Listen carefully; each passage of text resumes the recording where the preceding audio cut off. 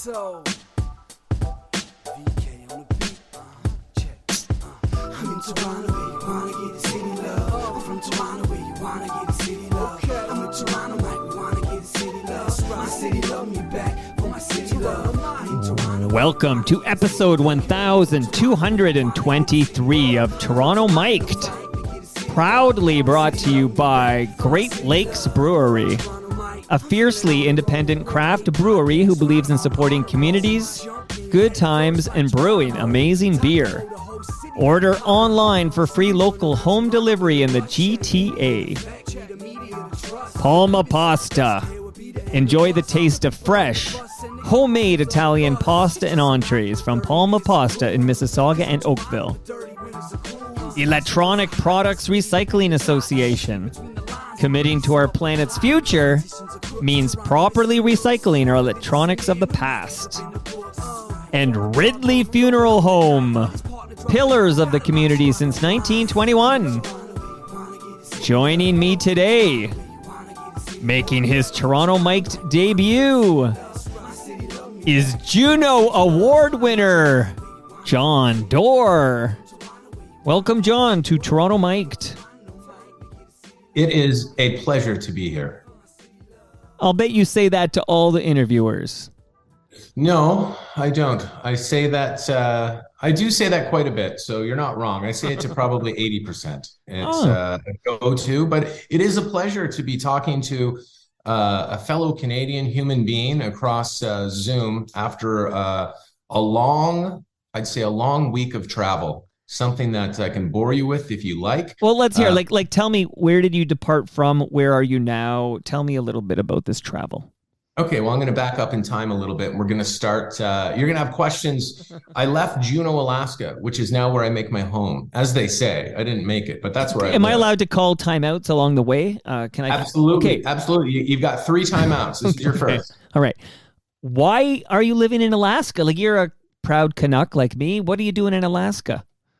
Well, so I grew up, let's go way back. I'm born and raised in Ottawa, Ontario, Canada. Lived there until I moved to Toronto to continue pursuing stand-up comedy and entertainment, etc. Then made the move to Los Angeles, lived there for about 10 years. And about 4.5 years ago, I met a human woman. That's my criteria, by the way, human and woman. I hear those 2 words together and I just say, let's give this a go. Right. And I was doing a show up in Fairbanks, Alaska. And after the show, met my now partner and fiance, Christina. And we fell in love. We traveled all over the place to visit one another, but something had to give. So I thought, I travel mostly for work, so why not uproot myself from beautiful sunny California and move to Juneau, Alaska? So that's where I have been. That's where I've been living. So that's why I'm there. Again, I want to hear the travel story, but along the way, we're going to get to know you a little better. So you fell in love with an Alaskan. Yes. Okay. How's it going? I mean, I hope the relationship is going great, but how has it been adapting to living in Alaska? Like, all I know is what I see in, like, Into the Wild and movies like that. But, like, are there grizzly bears in your backyard? What's going on there? Well, yeah, we do have a bear that comes down. So when I first moved to Juneau, we lived closer to what they call downtown. It's not really a downtown, but we lived closer to the bustling downtown of Juneau, Alaska. We now live way out the road in Douglas, which is another area of Juneau, Alaska. And yeah, we have a bear that comes down and eats blueberries. I've got a video of that bear on my Instagram. Okay, so wow. I'll send you a link to it. Do you realize you had to move to Juneau to win this Juno?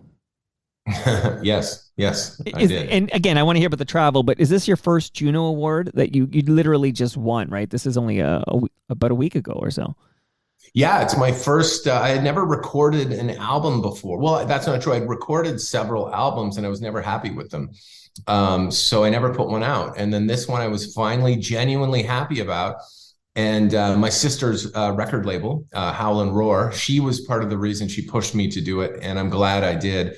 Very happy with it. So yeah, my first nomination and lucky enough to win, which was great. What an amazing time. Well, let me name check the album. It's called A Person Who Is Gingerbread. Correct. And a little fun fact, I still do actually. I produce the Humble and Fred podcast. And we started out in a building in south Etobicoke where a young lady named Allison Dore started podcasting. So I've crossed paths with this Allison Dore in the last 10 years. Yeah, she's a hard worker. I've been on that. I know that Humble and Fred building you're referring to. Yeah, I've been there. It's on 30th Street in Long Branch for those who are keeping score. But yeah, so that's a small world story for you. It is, yeah. So my sister Allison Dore, couldn't be more proud of her and the hard work that she's been putting into this album label. So yeah, where are we? Okay, so you live in Juneau, Alaska, and where are you now? Okay, so I am right now in Kelowna, British Columbia. You want to hear the story of how I got here? Yes, please. Okay, so I'm going to back up in time a little bit more to make this interesting. Sure. I moved to Juneau, Alaska. Let's pursue that thread a little further, if that's all right. Well, I shall digress, if that's okay. So moved to Juneau, Alaska. Pandemic hits. We really get stuck there. Haven't been working for a while. That is the best time. Financial insecurity is the best time to find out that your girlfriend is pregnant and you're going to have a child at the age of, I'm 47, 46 at the time. Wow. When he was born. My girlfriend's 10 years younger. She's 36, right? And I often get called the old guy around me. She likes to do that when we argue. You know, she'll definitely point okay, out so that similar. My wife is 7 years younger, and she calls me the old guy. So it's a compliment. Yeah, but here's the best. No, it's not a compliment. No, it's rude. It's rude. No, of course it's ageist and rude and disgusting, and she knows better. She works for the Alaska Network on Domestic Violence and Sexual Assault. She's always working with marginalized groups and communities, trying to influence policy at the state and federal level to make the world a better and safer place. Ageism is something that she would preach. Right. She would preach about how horrible it is to other communities and groups. Yet to me, her partner, she throws it in my face. But the best part was at the age of 36, when she was pregnant, guess what? That's called a geriatric pregnancy. Yes. And yes. I could not have been happier. She was upset about it. Oh, I'm so sorry. Is this your first child? John, is this your first child? It's my first child. Right. My girlfriend has a child from a previous relationship that I've been raising for the past 4.5 years. But this is the first time I've started from the ground up. And wow, what an incredible ride. Well, congratulations. Okay, so you have the kid, and that meant you had to hit the road? Is that the deal? You had to get out of there? No, you got to pick your spots when you hit the road. Here's the thing. I've been at home. So the last show I had done was November 22nd of 2022 in Toronto, Ontario, Canada, home of the Maple Leafs. So then I then I go home to Juneau, Alaska, because while my girlfriend's working, I want to be at home with my son. Number one, I want to be. Number two, there needs to be a pressure release valve for her. So I need to do the day-to-day. And so I'm home with him. The next time I performed and got on stage was in Edmonton for the Junos on March 10th. So that's almost a 3-month window of time where I had not performed. So now I go out on the road and I book very intense time slots. So I go out on the road for 12 days, and then I'm back in Juneau for 20 days. But listen, so here we go. To answer the very first question, close. Last Friday, okay, let's go back. Thursday, I fly from Juneau, Alaska, because I have to be in Whitehorse. Now, you'd think there'd be a direct flight from Juneau to Whitehorse, Yukon, because as the crow flies, that's a 45-minute flight. But you can't do it. So I had to fly Thursday night from Juneau, Alaska to Seattle to Vancouver, spend the night in Vancouver, Friday morning, fly Vancouver to Yukon, perform 2 shows Friday night, perform 2 shows Saturday night. Sunday, my girlfriend was down in Palm Springs with our family and a few friends. I fly from Vancouver to Palm Springs. Okay, so Whitehorse, Vancouver to Palm Springs on the Sunday. I spend 36 hours in Palm Springs because I want to be there for my son for every moment. And then I fly Tuesday morning from Palm Springs to Seattle to Vancouver, rent a car, get on the ferry, go to Victoria, British Columbia, do 2 shows Tuesday night, Wednesday morning, drive to the ferry, from the ferry drive from Vancouver to Kamloops, do 2 shows last night in Kamloops. Today, get up, drive to Kelowna, where I now have shows for the next 4 nights, and I couldn't be happier to be talking to you. Wow. Look, amazing. Okay. Wow. So does this tour take you anywhere close to Toronto, Ontario, Canada, home of the Maple Leafs? Not until April. In April, I April. will be in and around Toronto. I will be, Burlington, Kitchener, Toronto, Richmond Hill. I've got a bunch of gigs booked. So, yeah. Amazing that you're now a father. Congratulations on that. Thanks. And congratulations on finding love and moving to Alaska. I feel like that's like a sitcom waiting to happen. I think Jon Dore in Alaska. I have been writing it, and it is called Bonus Dad, and it's going to be a good one. Trust me.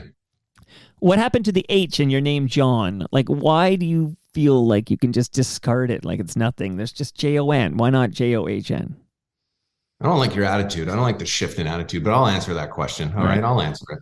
So the H is still there. I'm a Jonathan. I'm a Jonathan Dore. So I'm a Jonathan. I'm a Jonathan. So why would I waste another H when someone else could use it? I don't need two in my name. So if anything, I'm on an errand of mercy, and I'm letting people have H's who may not have them. Do you remember the band Rhymes with Orange?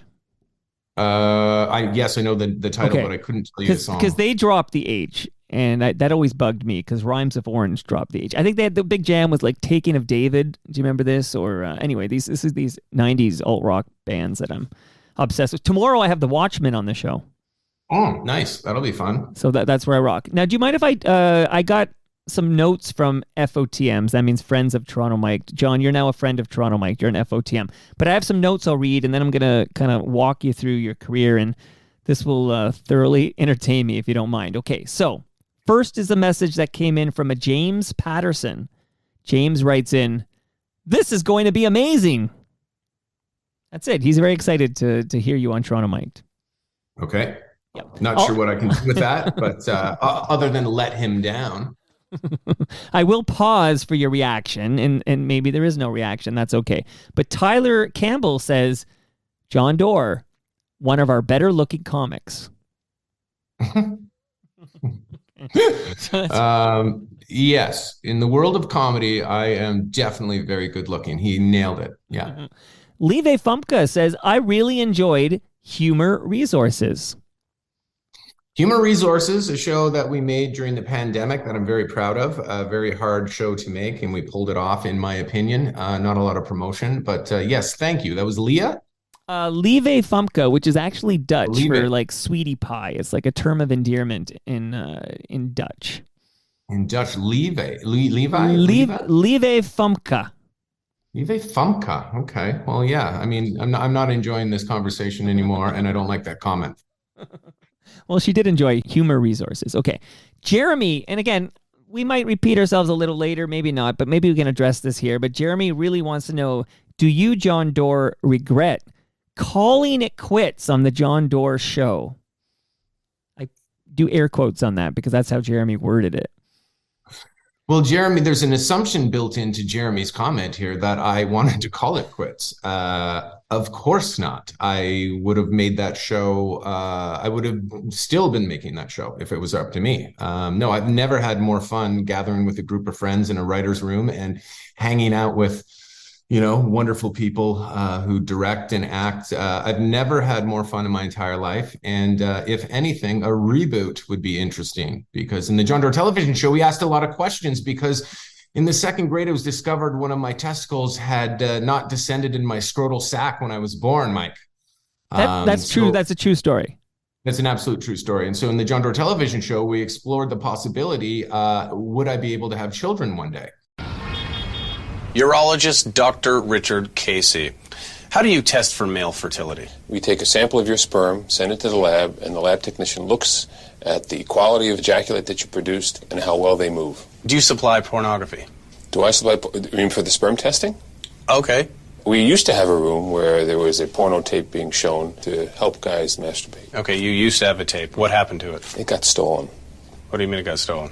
Well, I guess it was a popular tape. It was called Big Melons. Who's in Big Melons? No, I never read the credits. Yeah, you never get that far, do you? I never get that far either. I don't get it out of the package. When I was 7 years old, and please try not to cry. When I was 7 years old, One of my testicles ascended into my abdominal cavity. No, testicles never ascend. Yeah. No, Yeah, it it didn't. did. No, it didn't. They only descend or fail to descend. Yes, testicles do ascend. It's physically impossible. I read it on the internet, also known as the truth machine. Okay, can't argue there. No, you can't. How many men come in for a fertility test and leave realizing that they're not fertile? About 2%. 2%. So 98% of the people that come in here are just here to jerk off in a stranger's bathroom. Maybe they've heard about big melons. I don't know. What's big melons? It's that video that we Which used video? to use. The porno film that we used to use in the clinic. Who's in it? Sometimes people have fertility problems because they're doing it all wrong. Explain doing it all wrong. No, I only explained doing it all right. Then explain doing it all right. Intercourse, sexual intercourse. Penis in vagina. Go on. Yes, ejaculation, baby. Penis plus vagina equals baby. No, you need ejaculation in there some. Baby's penis in ejaculatory vagina. No. I'm getting this wrong. Penis in vagina plus ejaculation equals baby. Is it important to stay abstinent before the test? No, there's no rules. So you could go like a year without masturbating and then come in here. Wouldn't you blow the roof off the goddamn place? Hasn't happened yet. Not to you. In some religious circles, masturbation is considered a sin. Do you consider it a sin? No, I don't. But some religions you can't get a sperm count, for example. Doctor, before we go any further, there's someone I need to talk to.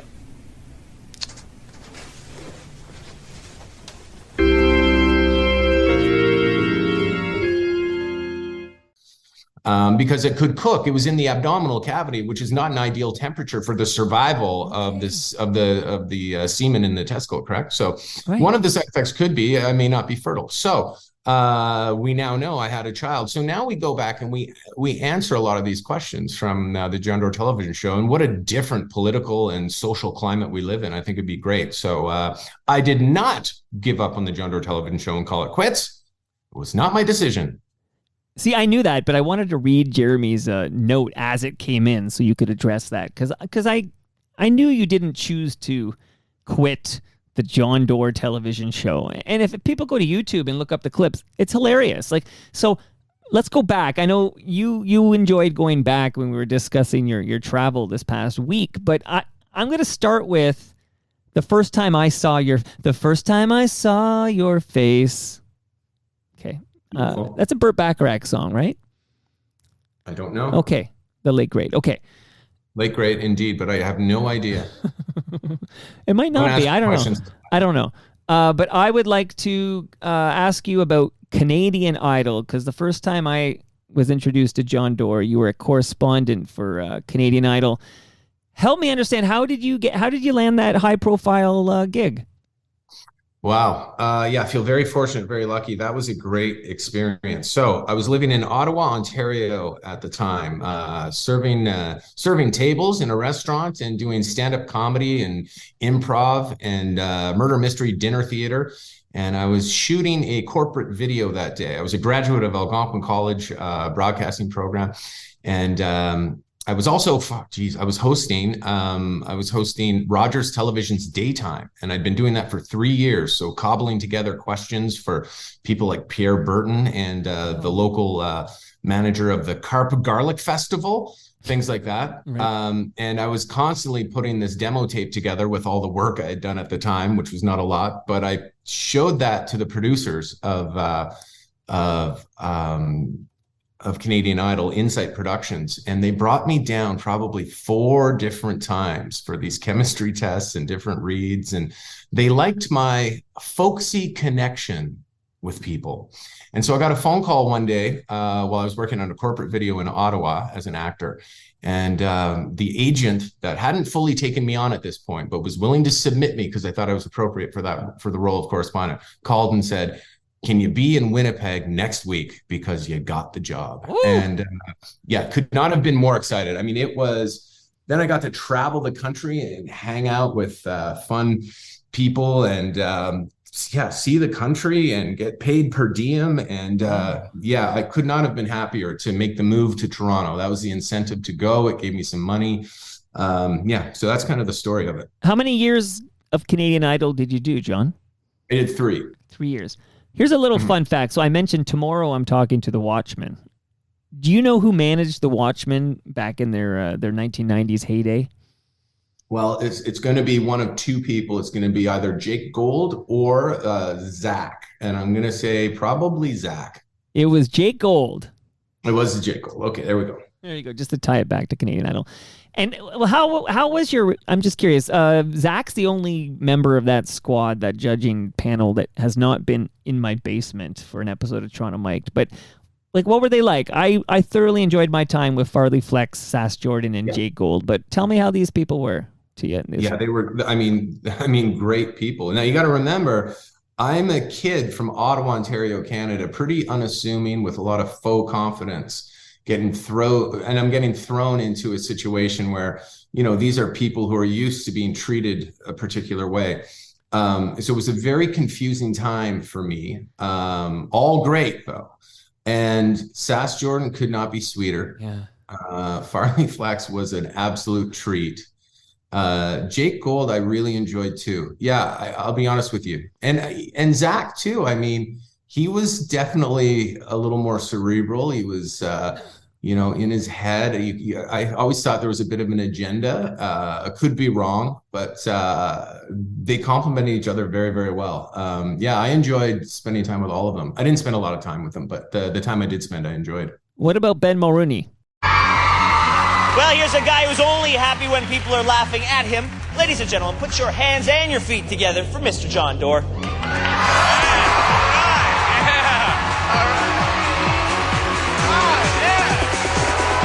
Hello, Vancouver! Toronto. Yeah! John, what's up with the bag? Oh, the suitcase. Good question, Ben. See, I helped the Idols move into their mansion, which is awesome-erific. Liked it so much, I left notice with my landlord, and I'm gonna move in. Dumbest thing you could have done, dude. You got to be an idol to live in the mansion.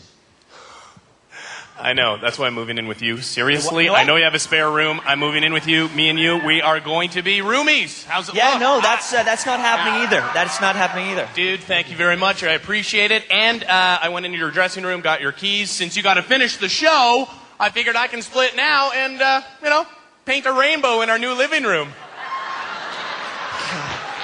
Roll it. Yeah, roll it. Yeah, roll this. 17,000 square feet of majestic splendor. Statues squirting only the finest spring water. Who could possibly live here? The Idols, that's who.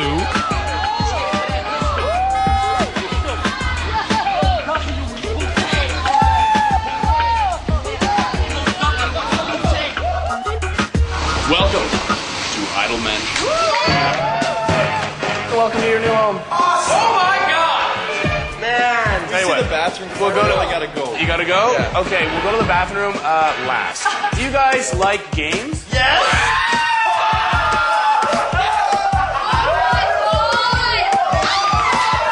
Pillows are fun. Thank you, Jacob. Okay, no more sugar for Jacob. Yeah, hot tub. Yeah. This is pure Lake Ontario, my friend.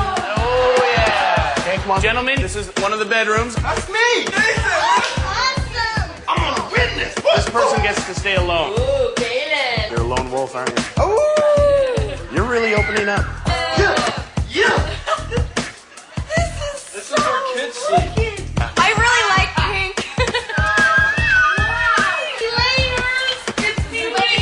Run around. Maybe it's time for a nap. Let's go, guys. Jader. Yeah. Okay, let's get out of here. Jacob, this is your room. Hope you like it. Now say hello to the icing on the idol cake. Oh, yeah. A person could get used to this. Last one in the pool is a rock and roll superstar. I just wish this was Jello. Great guy. Ben, Ben and I spent a lot of time together. We would hang out in towns. We'd go for dinner. He was busy. I was on the road most of the time. He'd fly in and out for the big production days. So I didn't see a lot of him, but the time I spent with Ben was great. Yeah, I really enjoyed Ben's company. He's a really, really good person. So if you're an Ottawa guy and you mentioned Cable 10, well, I'm wondering, was like Tom Green an influence? Was he Yeah, a little bit. Like, if anything, he was an inspiration. If not, maybe not an influence. I mean, I was already influenced by David Letterman. He was my favorite, and I think Tom would say he was influenced by David as well. But Tom was an inspiration. I mean, he, from Ottawa, went to Algonquin College, studied TV broadcasting. Those are things I both did. Right. I went to Rogers to pitch a television show of my own. Much like Tom did, but they did not want to make the television show that I pitched. And that's where they suggested I audition for their daytime television show. So that's how that happened. But no, yeah, of course. Tom, I know very well. I know him a lot better now than I did back in those days. And yeah, he is, there's another lovely human being. But yeah, definitely an inspiration. When I look back, there were a lot of funny stuff coming out, a lot of interesting stuff coming out at Cable 10. It's kind of a shame that this channel doesn't exist anymore for like up and coming artists like yourself. Like Tom Green, you cut your teeth there, but I'm thinking now, Ed the Sock, I used to watch his talk show on Cable 10. The Buzz, like there's just some innovative comedic programming coming out of our Cable 10. Well, it exists in Ottawa. Does it? Yeah, they still do a daytime show there. I just did it about a week ago. Yeah, they still produce it. I mean, I don't know what their mission statement or mandate is when it comes to developing new shows. Right. But I'd imagine you could still do it. It's a great place to go and learn, the craft and trade of broadcasting. Okay, I gotta check my record. Maybe I just need to pop over to Cable 10 more often. Maybe it's on me. I gotta check it out. But I do have a question for you about Canadian Idol before we get past that. Eric writes in, if you have a chance, I'd love to know the wildest moment Jon experienced working on Canadian Idol. Thank you in advance. So he's already thanked us, and you haven't answered yet. Yeah, and it's going to be a bad answer because what's the wildest moment? I don't know if there was anything too wild. I mean, I don't know if there's anything I could share. I mean, what's wild? It was great. I had some really fun personal stories that I'm not willing to share about being in different places across Canada. I don't know if there's anything really wild. I mean, there's wonderful, beautiful moments. I mean, we flew to Las Vegas because we took the contestants to see Celine Dion perform at Caesar's Palace, and they interviewed, they got to interview her and ask her questions and advice. And here's the stupidest thing that I did. So this isn't wild, but just dumb. I was allowed to go, even though I wasn't going to be used as a correspondent in that moment. They asked, but I was still allowed to go and meet Celine. And nice. I said, no, I'm good. I'm going to hit the casino. How stupid is that? The chance to meet Celine Dion, and I'm like, oh no, I'm gonna hit a slot machine. Oh, a slot. It could have been worse. It could have been like, I'm going to, go to bed early or something like that. Yeah, that would have been way worse. But you can play a slot machine at any time. So anyway, but that was dumb 25-year-old me, I guess. So I don't know. But so this exposure on Canadian Idol, I mean, I knew Jon Dore from Canadian Idol. That's how big a deal this was. Like, is that what led to the Jon Dore television show that we talked about earlier? I'd have to answer yes. In that, look, Canadian Idol was a great show and fun to be a part of. Family-friendly show. It was difficult to be a comedian on that show because it was really hard to write funny 30-second moments with the other writers who were great. Sorry to interrupt, but the American version we were copying didn't have an equivalent, right? There was no comedic person on the American Idol, right? No, but the actual original was Pop Idol in Britain, and so it's the same Fremantle Media, it's the same parent company, and so Fremantle, they had two hosts for a long time, but I think the idea was, how, I don't know, they wanted to get out and explore the relationship with these competitors, which is a very Canadian thing, I think, to do. It's like, where are they from? Let's showcase their homes and their personalities. So I think that was the idea. I'm not sure if Ben was maybe the right person. I know he could definitely be the right person, but I don't know, as the son of a prime minister, and unfortunately that stigma is going to stick to him forever. Would that have worked? I don't know. But either way, could not have been happier that role did exist. But what was the question? Oh, the Jon Dore television show. How did yeah. Canadian Idol lead to that opportunity? Well, so the production company, so to be a comedian on that show was difficult because I mean I took a lot of heat from from people. Like there's just you confront a lot of cynical people. But they have every right to be cynical, and yeah, I mean, I don't know, I was not treated well in the creative circles. So I knew my stand-up comedy was so different, and what I wanted to do with television was so different. But this was a great opportunity. The production company that made Canadian Idol is Insight Productions, John Brunton and Barb Bowlby. So John Brunton, who's an amazing human being, a very philosophical type business person. He suggested you should write your own show. And so we developed the show with Insight. We pitched it, made a pilot.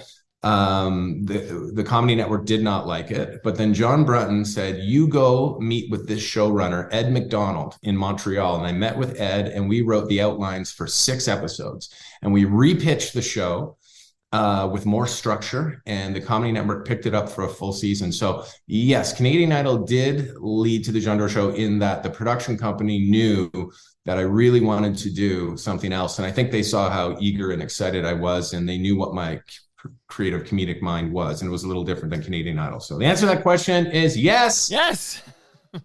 And we already touched on this, and it's, I don't want to do it again because it's probably upsetting, but for some reason they canceled that show. Canceled what show? Oh, the Jon Dore television show. Right. So what's the question? Where did you go from there? I'm wondering what was next for you when we got that bad news. Oh, well, so I'd moved down to Los Angeles. I already had a visa to work in the United States, not a green card, but I had a visa. And I moved down to Los Angeles, and I didn't have an apartment yet, but I was renting a place down there and waiting to hear the news about whether or not we were going to get a second season, or a third season of the Jon Dore television show. And I got a phone call from Insight saying, yeah, they've decided not to make a third season, which was interesting because we sold our show to a couple of markets, I think Portugal and I can't remember, another European country. I can't remember where it was. And then we had sold the show to IFC. There was no money in this. I mean, these were very small pickups, but sold the show to IFC. So there were some people in the States were watching IFC. And so, I mean, I thought all signs pointed to a third season, but it didn't. So I was in Los Angeles, had an agent ready to go out on auditions, and then found out the show got canceled. So I decided, let's go all in. I applied for my green card. Got it, stayed in Los Angeles, and then, ended up doing, a bunch of sitcoms and things like that, pilots for other TV shows. So that became my life for a bit. Okay, so I'll just touch on a couple of the higher profile things, just because I'm curious about, for example, like you'll have a guest appearance on How I Met Your Mother. How was that experience? That was just an audition for a ridiculous role, and got it. I had very little to say about that other than I showed up and did 2 days on set. I don't think there was a table read for it either. I did 2 days on set, and very strange, in and out. All right, in and out. Now, what about tell me about Funny as Hell? Oh, well, that's through Just for Laughs. Yeah, that was Funny as Hell. It was Just for Laughs television show for HBO Canada.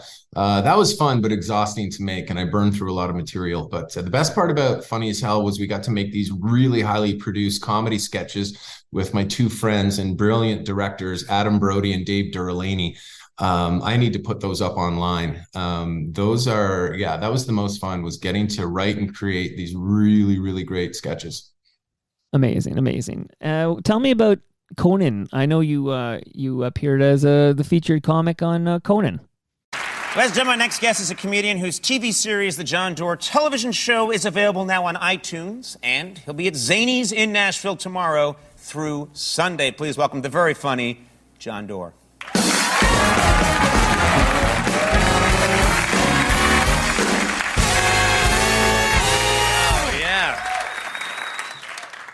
I just want to have a really good show tonight. So I gotta open with a strong joke. I know that much. So I thought, it's tough. I mean, I thought I'd open by telling you that I just got back from Afghanistan where I was entertaining the troops. But okay, thank you. But I was performing for the Taliban, so not going to open with that. What I thought my friends always say, well, John, just open with your funniest joke. Well, my funniest joke happens to be extremely racist, so I think I'll close with it. But the opener, I know. I think it's beautiful that we have a black president of the United States. And relax, this is not my closer. I think it's great. What's adorable, considering this country's history, the fact that there's a black president is just beautiful. What's adorable? Sure, yeah. What's adorable is that my little nephew came up to me the other day and said, Uncle John, will there ever be a white president in my lifetime? It's cute, right? But how do you explain to a 4-year-old, Billy, look, you have leukemia.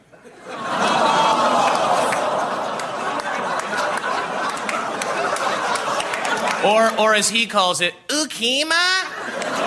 Yeah, he's also stupid. Now, it's a risky joke, I know. I did that joke on a show once, and a lady came up to me afterwards and said, hey, great set. I loved your jokes. Oh, thank you. So that happened. You gotta be careful with the ladies. You gotta be slick. Like, I know, even if you suspect it, you're never supposed to ask a woman if she is pregnant. So what I do is I say, hey, looks like someone's put on some weight. Huh? Let her tell you if she's pregnant. Don't ruin the surprise. Be a gentleman. A friend of mine came up to me the other day. Do you have friends like that where they just come up to you? Do you know what I mean? Hi, okay, what? And he said, hey, dude, if I can get tickets to Metal Fest, do you want to go? And I said, no, I don't like metal. And he said, you don't like metal? You don't like metal? Like, by him acting out the song, that was going to convince me to love the music. Like, you're not a wizard. You can't act something out and convince people it's good. You never see that. You never see, you don't like beer? You don't like beer.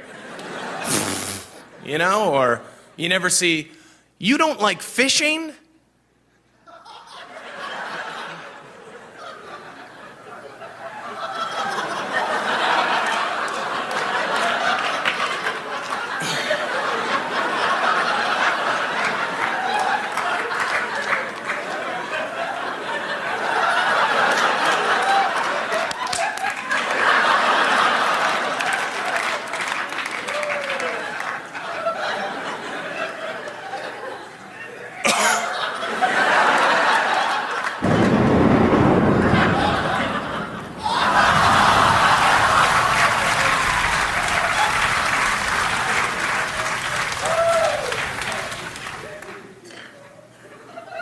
Hey, Steve!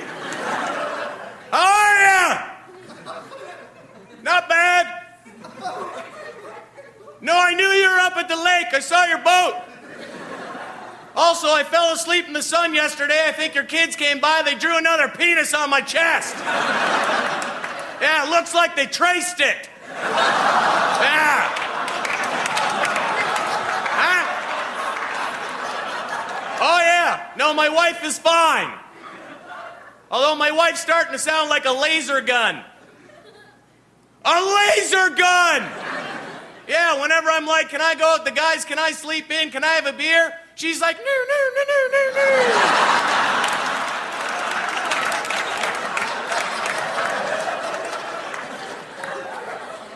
no. What did you just say about my wife? No, no, no, you don't talk to her that way, all right? We've been through... You son of a bitch! That is my wife! You want to do this? Let's do it right now! You want it?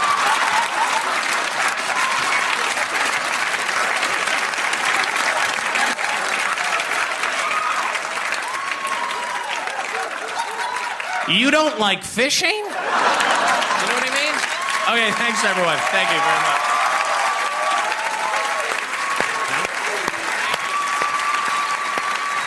So embarrassed. How Jon Dore, everybody. Yeah, I've done a few spots on the Conan show. I did, but yeah, I was very lucky to be, when he left NBC and he flipped over to TBS, they made a big deal out of that first week of broadcasting. And so in a press release, I got to be the first stand-up comedian, like that means anything. The first stand-up comedian on the first week back at TBS. And so I'd been working on a set with their booker for comedy, JP Buck. And yeah, that was really fun. That was a really fun performance that I got to do. Like, so yeah. Do you think there's a bar somewhere in, I don't know, North America where they're doing trivia one day and maybe the question will be, who was the first comic featured on Conan's TBS show? Like, that could be the question. Could be, but no, there isn't. Okay. And also let's talk about Amy Schumer's show. You appeared on Inside Amy Schumer. Mm-hmm.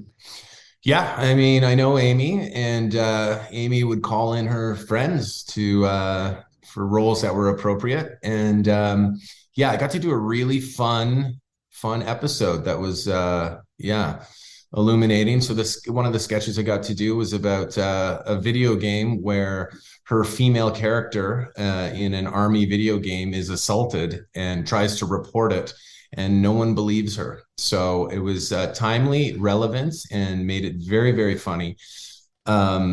So yeah, that was it. You fly into New York, you live in a hotel for 2 days, and then you go to set, which is very different on the streets of Manhattan. I mean, you know, hair and makeup is in a trailer 5 blocks down. There's no space there. So you just find little areas to, yeah. So that was fun getting to shoot in New York. Yeah, Schumer's the best. She's great. She's fun. And yeah. Now, so you're friendly with Amy, but would Amy like reply to your text? Are you that level of friendship with Amy Schumer?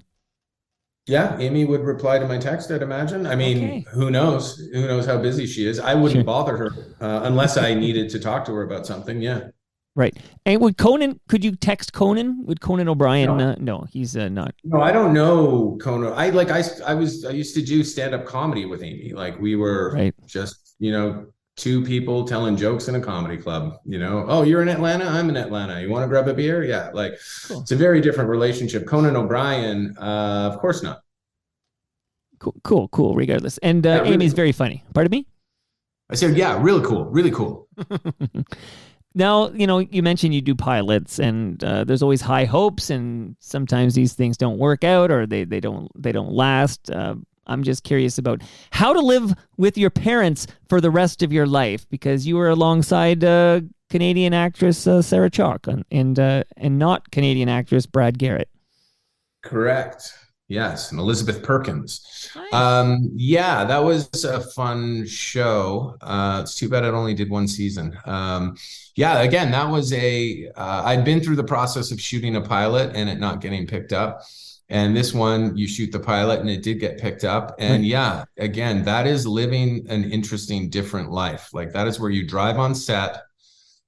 Where did we shoot that? That was Fox Studios in California. So you drive on set and everything is taken care of. You are treated as an actor. You're treated better than anyone on the planet. You almost feel guilty. So yeah, your food is ordered for you. You have a ridiculously nice trailer. You're called to set. You're paid very well. So that was an interesting, fun experience. It was nice to be part of that life for a season, to see what everyone's talking about. And do you dare to dream, like when you go to bed, you think, oh yeah, Sarah Chalke was in Scrubs and Brad Garrett was in Everybody Loves Raymond. Maybe this could be like that. Oh, yeah. I mean, at the time you kind of hope, I don't think it was ever going to be, Everybody Loves Raymond resonates and hits in a way, and it's from a time period where those sitcoms, I think, stood a chance of being that kind of successful. But no, I don't think I ever felt that way about that show. But I was obviously hoping, because once you get on set and you form relationships with these people in the crew, you want it to last forever, because that's the one sad thing, is you don't get to really settle in and feel secure with a job. I think that's why agents do negotiate a lot of money for actors, because once it goes away, you're not guaranteed anything. So yeah, that's the one thing I wish, is that we were guaranteed like 5 seasons, so you could plan your life a little bit, and yeah, you could be friends with these people. Yeah, it's almost like the gig economy. Like it's just you have all these balls in the air, and then it all cobbles together, and you see what hits. But Yeah. yeah, Yeah. interesting. It's a risk. It's a risk. And then yeah, you don't make you don't do enough shows one year, then you lose your health care and your dental. Like I mean, everything is it's not a fun way to live your life, believe it or not. It's a little bit of a risk and a little bit of a gamble. But I guess there's risks and gambles for everybody. But yeah, Okay, that's so the one thing that bothers me a lot about this business is the uncertainty. like real talk, Mr. Dore, do you ever feel like, oh, maybe I should have just become an accountant and, had a steady job? Totally. I mean, not an accountant. Look, there's Sure. a lot of different ways you can look at that question. Right. But not an accountant. But now that I have a child, well, 2 children, but one of my own from the ground up, you start to look at life a little differently, because I'm getting older. I'm not the flavor of the month. I am not necessarily the person that networks are looking at to generate a new, fresh idea. So maybe my skills aren't going to be used. So these are the things that occupy my mind. And I start to wonder, well, what could I do if it all fell apart? I don't want to be on the road telling jokes as a stand-up comedian because I'm away from my family. What could I possibly do?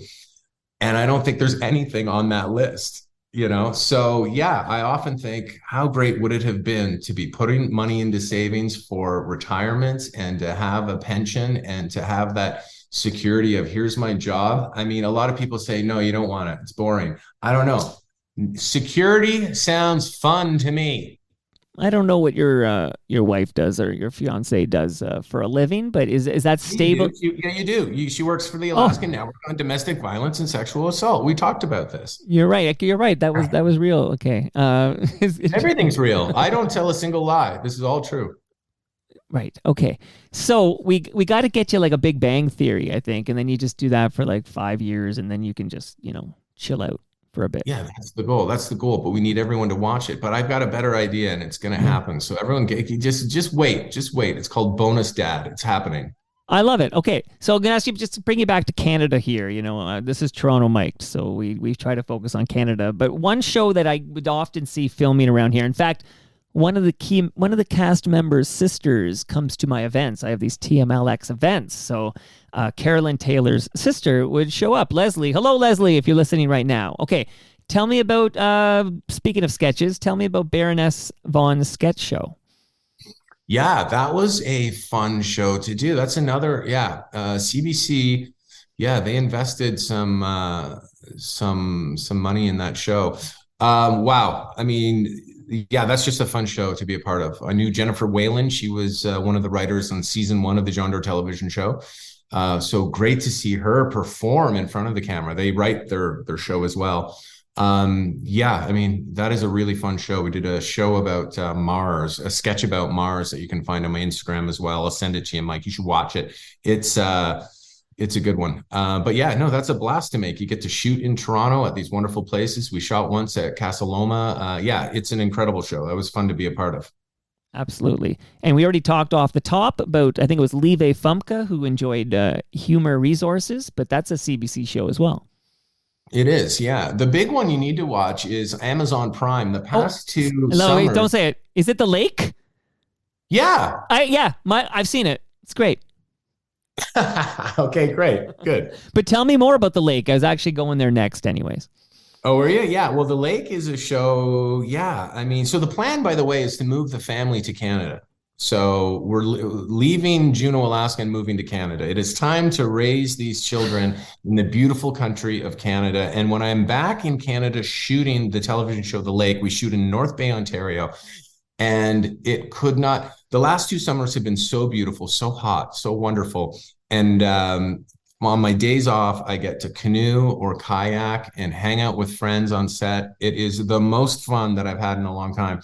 That show, The Lake, is a blast to make, and it's only getting better. Season 2 is really, really great. It's for people who don't know, it explores. It's a coming of age story for the younger generation, and then the older parents, me. We're a bunch of idiots who are involved in lake politics and elections for the boathouse and sabotage. Really fun show. What season are we going into? 3? We filmed season 2. That'll be coming out very soon, in the next month or two. So coming out in June for sure. Have you ever embarked on a project with your sister Allison, like work together on something like that? She also very funny. Yeah, we talked about, what we once did? We put together a stand-up comedy duo, which we performed once in Ottawa at the Yuck Yucks Club. We only did it once, and it actually went very well, but we never pursued it. No, I mean, we've talked about doing a podcast, which is something that I would like to do. But I really want to make it streamlined and different. So I think I'm the one holding that potential project up. But yeah, that's a great. I have not, but that would be great. I mean, when my sister and I are really going at it, there's nothing funnier, in my opinion.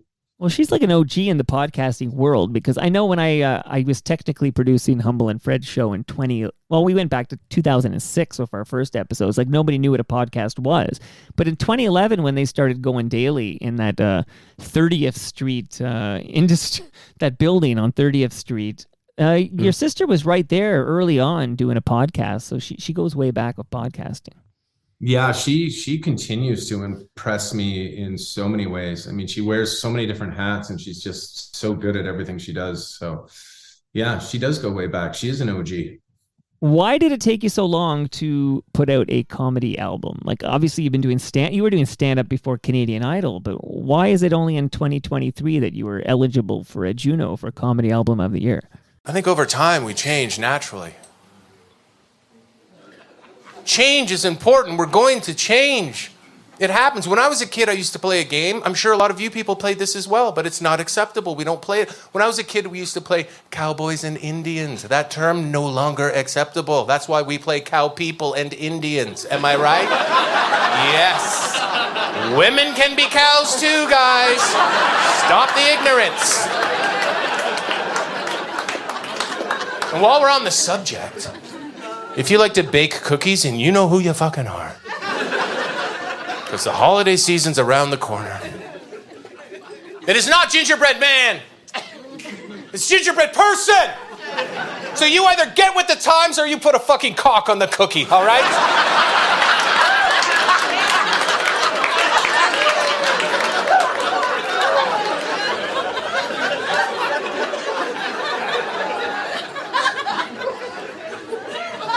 A person who is gingerbread. Sorry about that. We'll do that instead. A person who is gingerbread.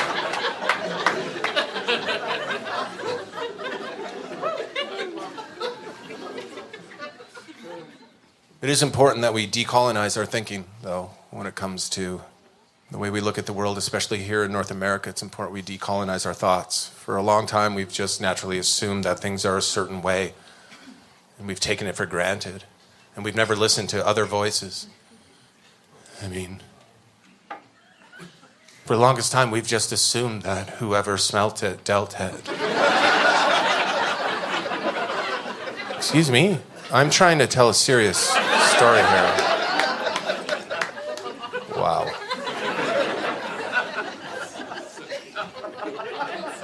For the longest time, we have just assumed that whoever smelt it dealt it.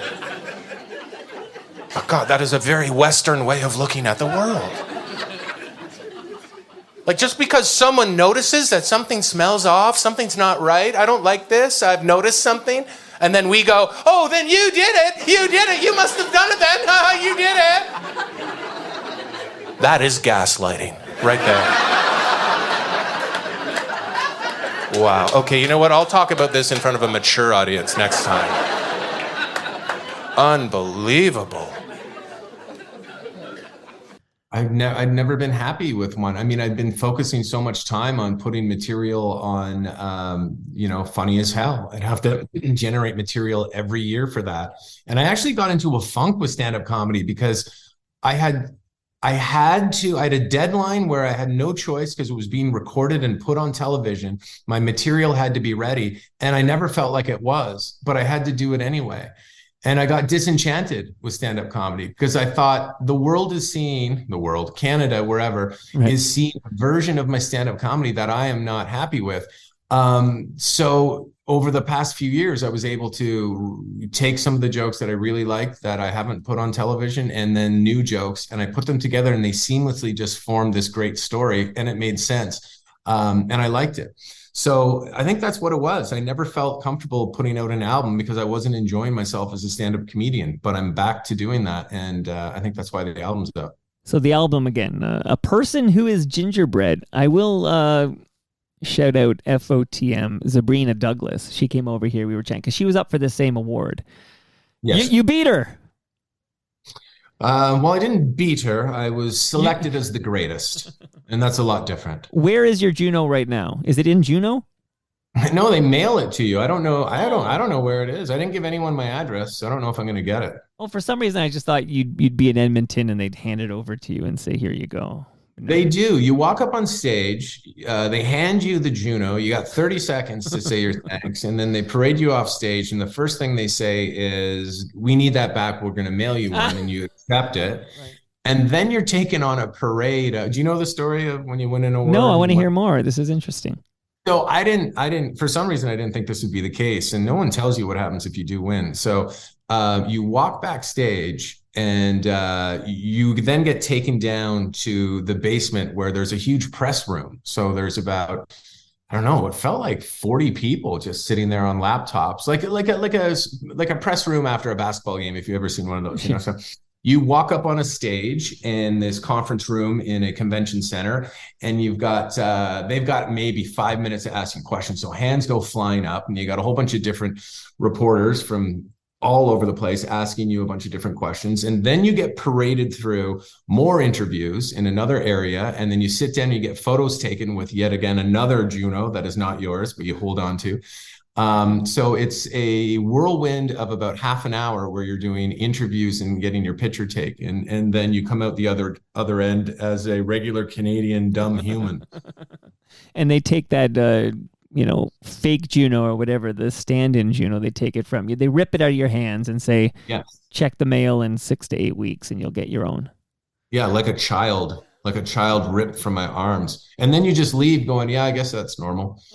But yeah, it was a fun experience. But that's what happens when you win it. They take the Juno, and then you get thrown a bunch of questions and your photo taken. And yeah, interesting. Have you already thought about where will this Juno reside in the home? Like, do you know where it's going to go when you finally receive it?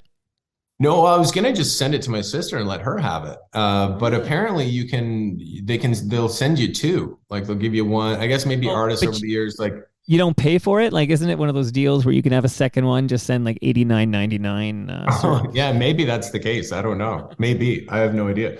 But no, if it's just one, I'll just give it to my sister.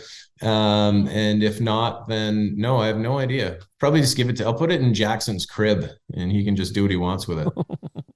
Right. That's my son, Jackson. No, I know. I inferred that. Like, I'm like, that's the son who's like, what, 1 year old now? How old is Jackson? He's a year and a month. Yeah.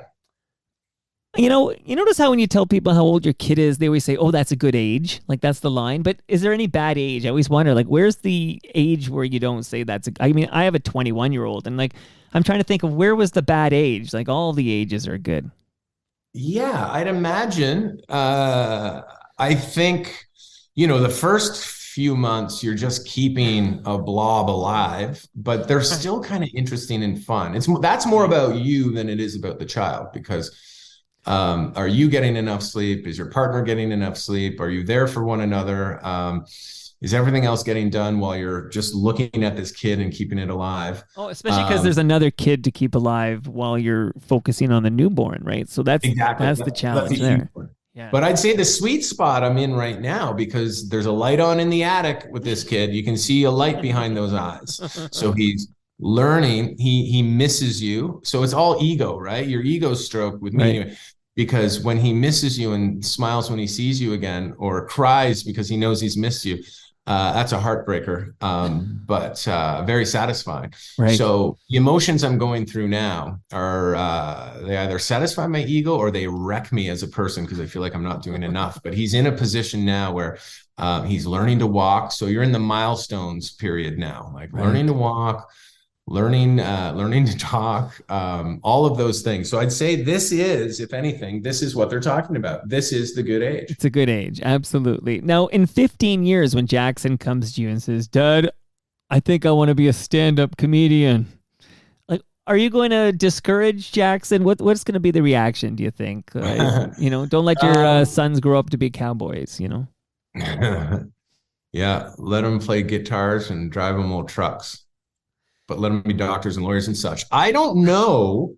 I mean, of course, do whatever you want to do. I mean, the one thing I'm lucky about with my parents, not the one thing, but my parents didn't steer us in any direction, really. They let us be our own people. They didn't they didn't indoctrinate us into any type of religion. We were very kind of free thinkers. So I appreciate that. And I feel like that's the way I would do it. I hope I would do it that way. We'll see. My parenting skills will reveal themselves as time goes on.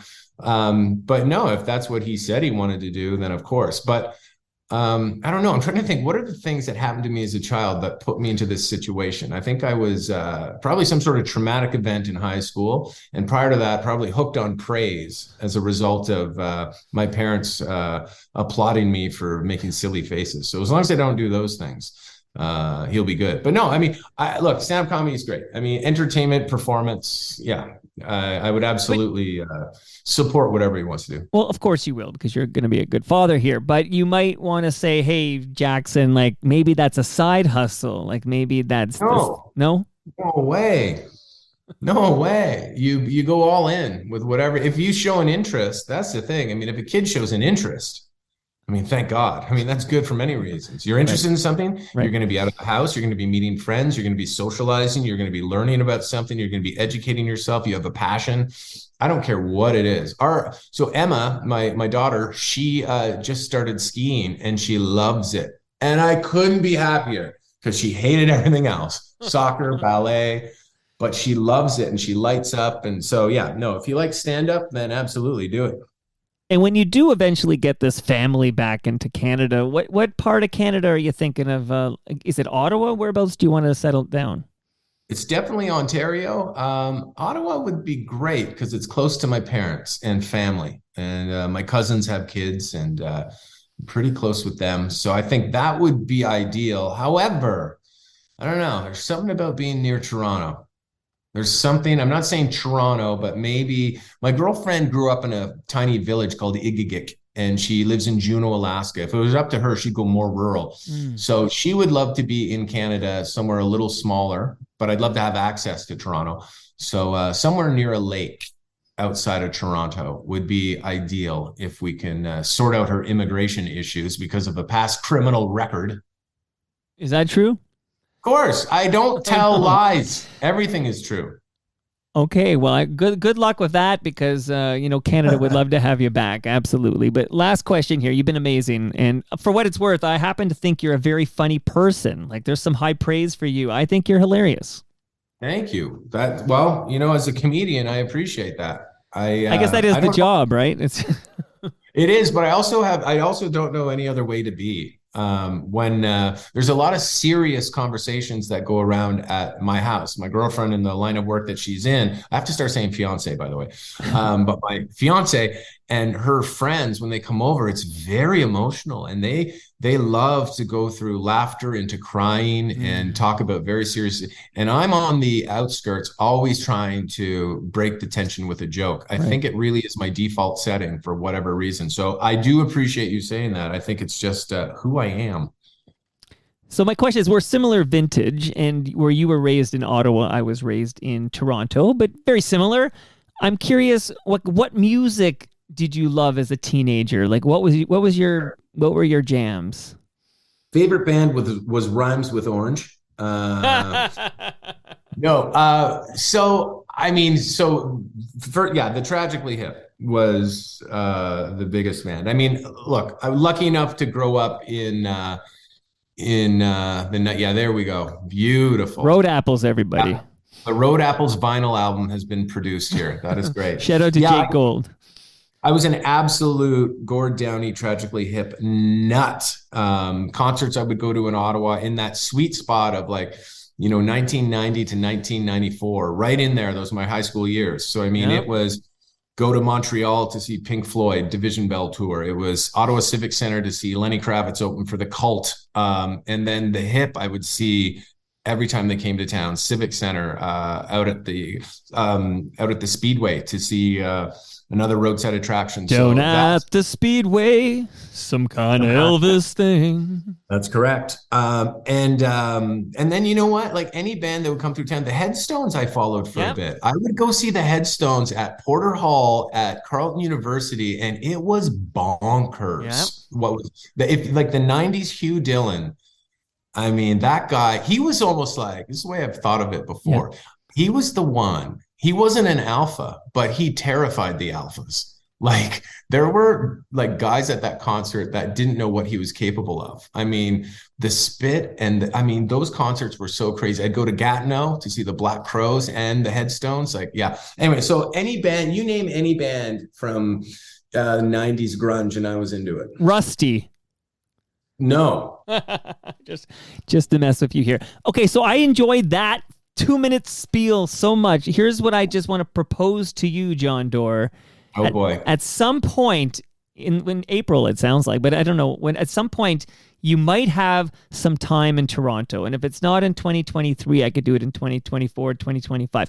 But if you had any time in Toronto to visit me and kick out the jams with me. This is something guests do. They come back and we play your 10 favorite. I would love to play your 10 favorite songs from the 90s, whatever you want. We play them. We talk about why you love them. We talk about the music. It is the best time. No, are you okay? Number one, you don't have to pitch me. That is a reason to go to Toronto alone. Oh. Like I will visit Toronto just to do that. I would absolutely love that. I mean, to sit back and play tunes and to talk about why you think they're great. I mean, yeah, there's a reason why, being a radio DJ was the job everyone wanted. I mean, I would love to do that. Yeah, absolutely. Count me in. Okay, and also, this is way better in person. I mean, this was as good as a Zoom gets. I'll be very honest. This is as good as a Zoom gets. But when you're right there, it is a whole different energy. You've got to come back. Again, just, reach out if you're going to be in Toronto and you have a little time, and we'll kick out these jams, and I would just love it. But it sounds like I'm overselling it because I had you at hello. No, but you did have me at hello, and we're going to be, you know what, you were right. We are going to be best friends. But yeah, no, absolutely. Let's kick out those jams, MC5. Have you heard the Presidents of the United States of America version of Kick Out the Jams? Probably. I heard, but I can't think of it in my head right now. But it's a fun one. It's a shortened version, and they changed the lyrics. Listen to it. Give it a go. It's a fun one. But you know what? Maybe we'll play that one in April in Toronto, but who knows? But I'll get in contact, and if that doesn't work, then another time for sure. And I'm hoping you kick out Peaches by Presidents of the United States of America, because Peaches is a great jam. It's a beautiful jam. I saw them live at the 40 Watt in Athens, Georgia, and oh my God, what a show. That is power punk fun. Yeah, that was unbelievable. Because peaches come from a can. They were put there by a man in a factory downtown. Jon Dore, thanks again for this, buddy. Good luck on the rest of the tour. Congrats again on the children and Juno. Can't wait till you come back to Canada, and then can't wait till you kick out the jams. That was fun. Thanks so much. And that brings us to the end of our 1,223rd show. You can follow me on Twitter. I'm at Toronto Mike. John is at TV's Jon Dore. Our friends at Great Lakes Brewery are at Great Lakes Beer. Palma Pasta is at Palma Pasta. Recycle My Electronics are at EPRA_Canada. And Ridley Funeral Home are at Ridley FH. See you all tomorrow when my special guests are Danny Graves and Sammy Cohn from The Watchmen as we celebrate 25 years of Silent Radar. Well, I wanna take a streetcar downtown.